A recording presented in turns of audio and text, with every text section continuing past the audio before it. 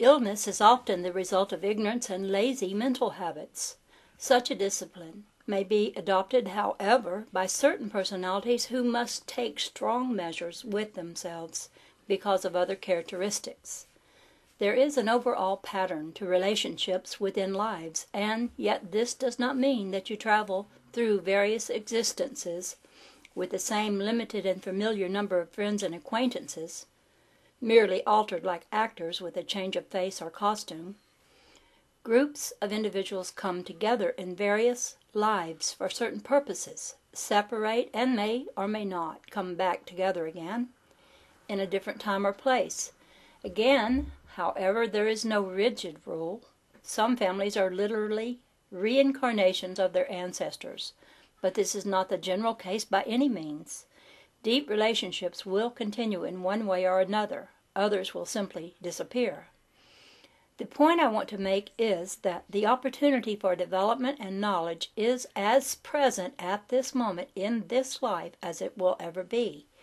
If you ignore day-by-day opportunities for development now, no one can force you to accept and utilize greater abilities after death or between lives.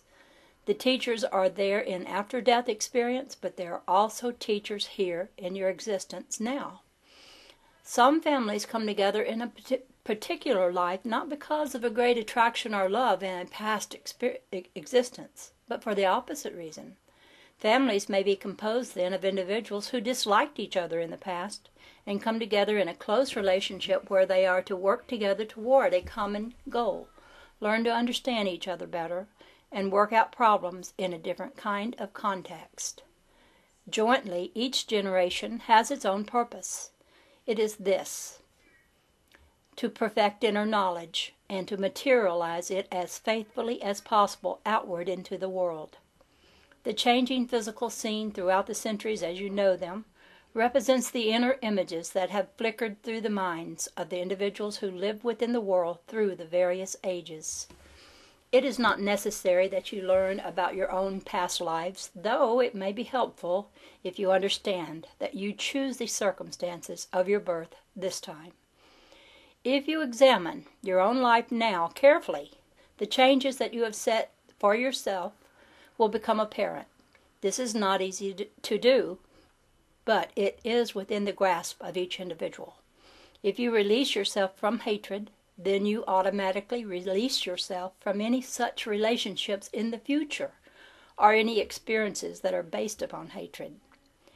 Knowing your reincarnational background but not knowing the true nature of your present self is useless. You cannot justify or rationalize present circumstances by saying, "This is because of something I did in a past life." For within yourself now is the ability to change negative influences. You may have brought negative influences into your life for a given reason, but the reason always has to do with understanding, and understanding removes those influences. You cannot say the poor are poor simply because they chose poverty, and therefore there is no need for me to help them. This attitude can easily draw poverty to you in the next experience. Each individual is not at the same level of achievement, even at the end of the reincarnational cycle. Some possess certain qualities that do not find a counterpart within human experience. Physical existence itself has a different effect upon various individuals. Some find it an excellent medium of expression and development. They are suited to it. They have the knack for expressing themselves in physical ways and objectifying inner feelings faithfully. Others find this difficult, and yet these same individuals may do much better in other levels of reality. There are hardy souls who thrive in physical reality and who may have difficulties acclimating to other non-physical areas of activity. In all of these areas, however, deep spiritual or emotional contexts are never negated. Very close friends from past lives who are in a position to do so often communicate with you when you are in the dream state, and the relationships are continued though you do not realize it consciously. On an unconscious basis, you are aware of the birth into physical life of someone you have known in the past. The strangers that you meet in your dreams are often, of course, people now alive, contemporaries that you also have known in past lives. There are also passing relationships, contracts made and then dropped. A mate from any given life, for example, may or may not represent someone with whom you have a deep, abiding tie. And again, you may marry someone because of highly ambiguous feelings from a past life, and choose a married relationship that is not based upon love, though love may emerge. Twins, incidentally, almost always involve very deep, abiding psychic relationships of a strong, sometimes obsessive nature. I am speaking now of identical twins. Reincarnational goals also vary greatly. I want to stress that reincarnation is a tool used by personalities. They each use it in their own way. Some enjoy female existences or have greater fondness for male lives. While both must be encountered, there is a great range of choice and activity.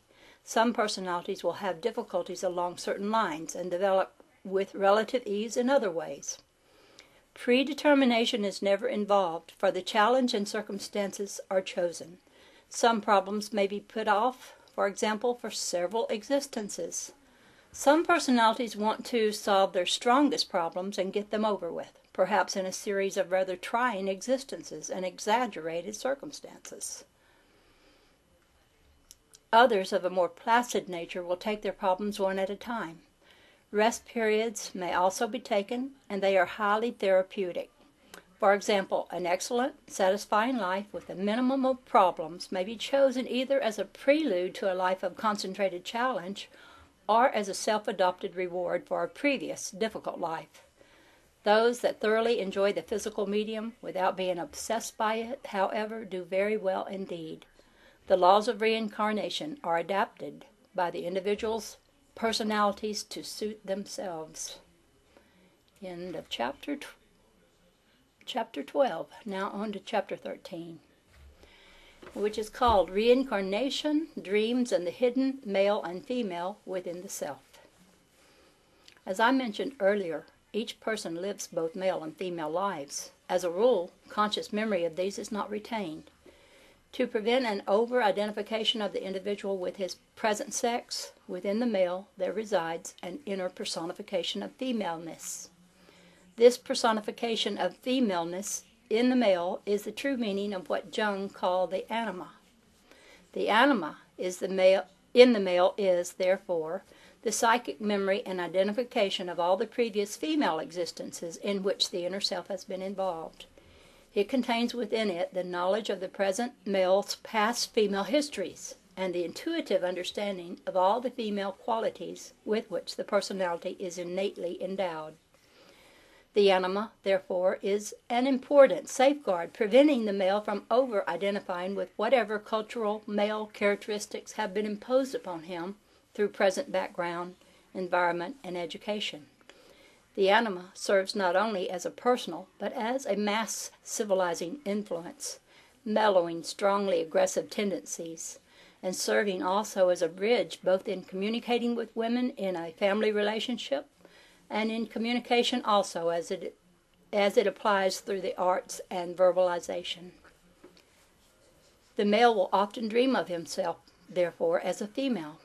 The particular way in which he does so can tell him much about his own reincarnational background in which he operated as a female. Maleness and femaleness are obviously not opposites, but merging tendencies. The priestess, the mother, the young witch, the wife, and the old wise woman. These general types are archetypes, simply because they are root elements, representing symbolically the various kinds of so-called female qualities and the various kinds of female lives that have been lived by males.